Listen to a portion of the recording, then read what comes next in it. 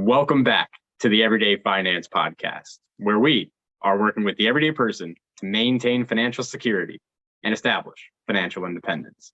Now, today, Garen and I have a very exciting video. Today, we're going to be announcing the winner of our 100 subscriber giveaway. And, in the process of doing this giveaway and just thinking about giving away money to people viewing our channel, it got us thinking about lotteries and sweepstakes and other ways that you can win money and all the kinds of weird emotions that it stirs up that, we really hadn't thought about. All the ideas and the strange dreams and desires of, making fast cash, or, the worries of, financial instability and financial recklessness when it comes to gambling money in hopes of winning, or when it comes to spending it all away, which isn't unfounded since your average Lotto winner loses almost all of their winnings within 5 years. And, thinking about all that kind of stuff that we, started to rediscover, got us thinking. And to the crux of this video, how can you profit from playing the Lotto?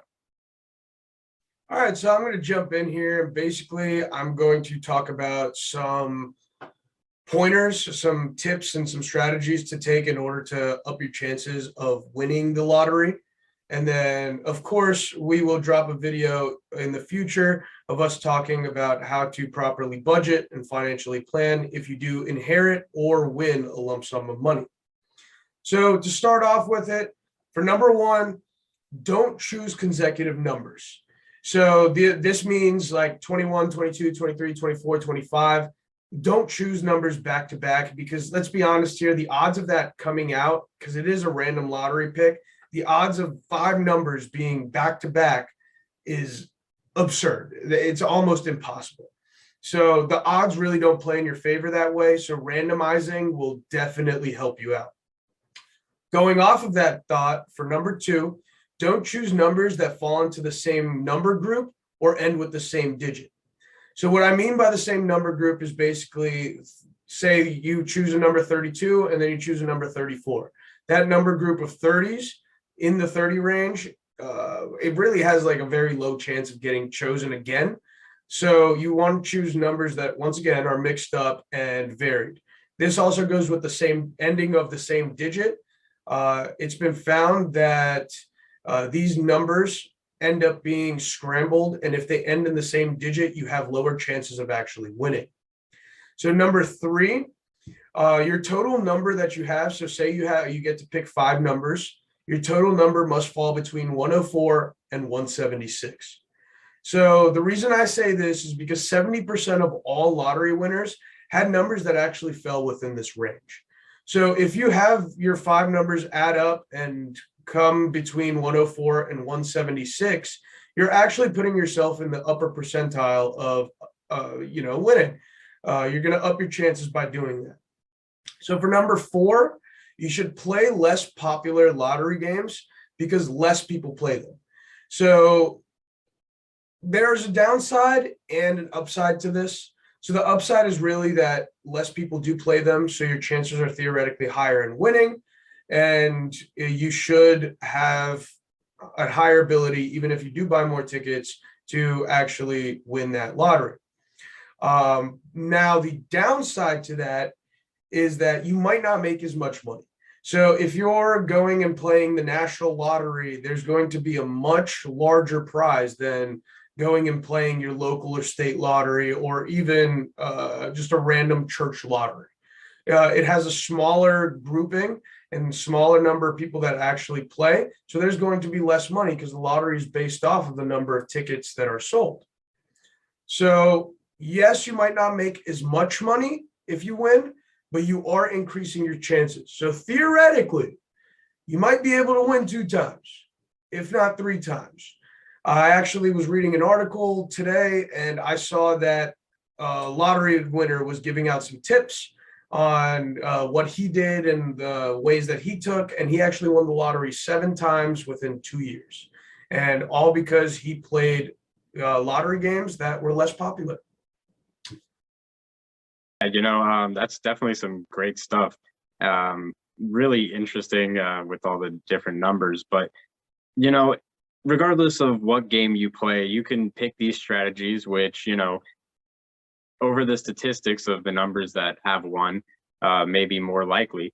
But realistically, each game has the same winning odds. And, increasing your chances of winning are going to be by putting yourself in the situation with the best odds. Like Aaron said, one of the ways is, local church lotteries are much like the sweepstakes we were doing here. Your chances of winning are far greater than many other things. Plus, if you don't have to pay anything to actually join those raffles, sweepstakes, then, your profit is always guaranteed because you're never going to lose money. You didn't have to pay to get in. Now, regardless of these weird one-offs where you have to somehow be connected to the group doing the giveaway, you need to look at the odds. Big national lotteries like Garen was talking about, such as the Powerball or the Mega Millions. Everyone knows about these and they've seen them because, there's always news stories about how much money is in the jackpot. But these lotteries typically have winning odds for the jackpot around roughly 300 million to 1 odds. So, you're going to see these ones and it's a $300 million jackpot. It's a $400 million jackpot. So it starts to get close to where you'd wonder, very rich people possibly could make a lot of money off of this. When you see that $1 billion Powerball, well, if it's only 300 million, draws till you win, why can't they just go ahead and buy 300 million $1 tickets and go ahead and profit themselves? Now, that sounds great, but realistically, your odds, like I said, are always the same, and everyone else's are as well. So you could end up splitting that money with someone else on the jackpot. But regardless of that, if you really would like to increase your odds and you don't want to be playing those 300 million to 1 odd games, there actually is a lot of different lotteries that you can play that Garen said. And actually the best odds in a lottery that I could find was actually around 98,000 to 1 odds, which, is still a pretty good number, but compared to 300 million, it's a far, far better number. And that one was a very interesting one. It's out of Mexico.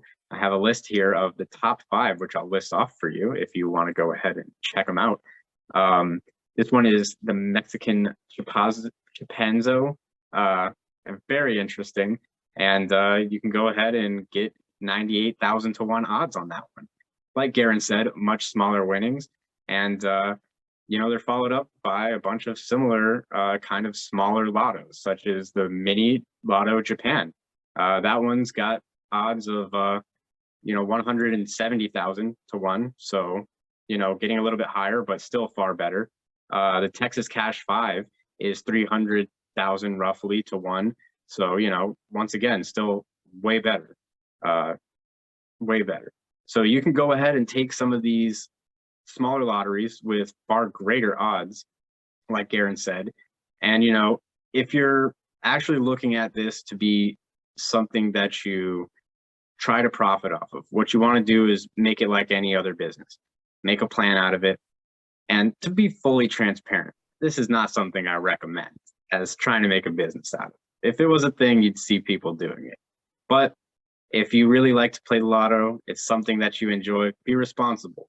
Pick an amount. You want to play the Powerball, budget that amount. You spend $1 a ticket. You do it, 3 times a month, 4 times, maybe once a week. Okay. That's kind of a lot. Budget it out. And if you ever win, you basically profited. You won. If you ever win anything, you basically win.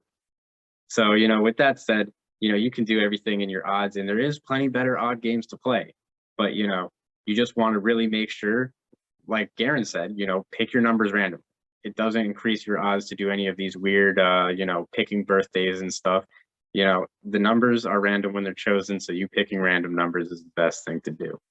And that's your best way of making a profit right there. Yeah, 100%. Randomness is key, but also it's about what kind of lottery you go for.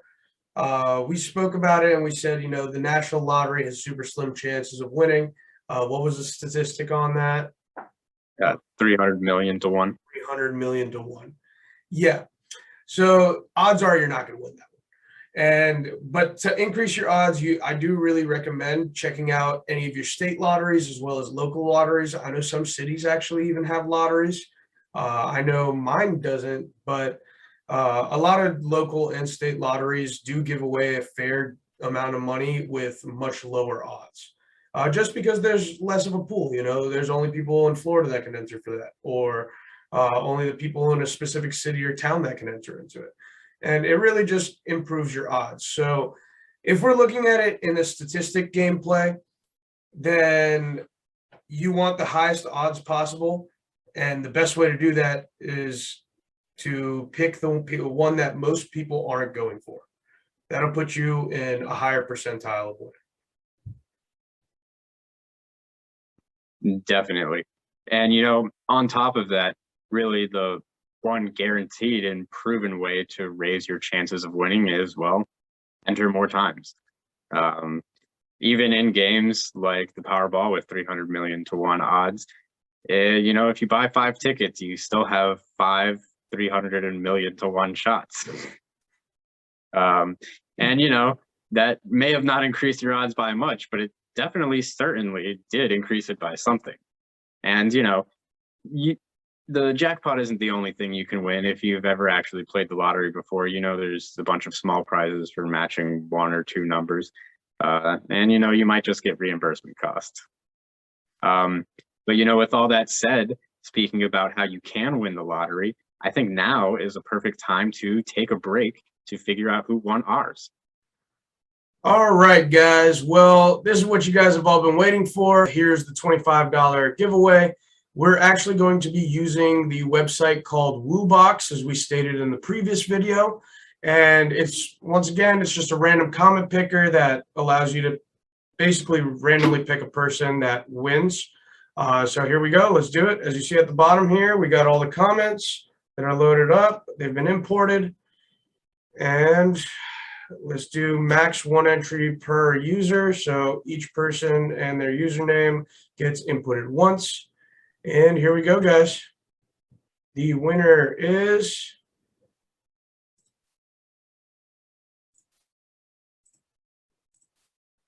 congratulations to Jackson Widaman. Jackson Widaman. You should be expecting a message from us soon. If you don't get that, you can just go ahead and reach out to us by email, and we'll make sure to get that off to you the best way possible. Thank you to everybody that did enter, and thank you for helping us reach this milestone. With that, I'd like to once again say, we plan to do another one of these. So, if you'd like this and you missed out, well, like we said, best chances for entering small lottos. So here you go. Well, next giveaway is at 200 subscribers, like we said. So thank you for doing everything that you guys did and blowing up that comment section for us. And we're going for bigger and better things. Definitely. And we can't wait to see where this channel goes and how many people we can help with it. And, with that said, we'd just like to thank you again for watching the Everyday Finance podcast. We'd like to ask you, if you'd like this video and you'd like to see a little bit more, to like, comment, and subscribe. And tune in next time to the Everyday Finance podcast, where we are working with the everyday person to maintain financial security and establish financial independence.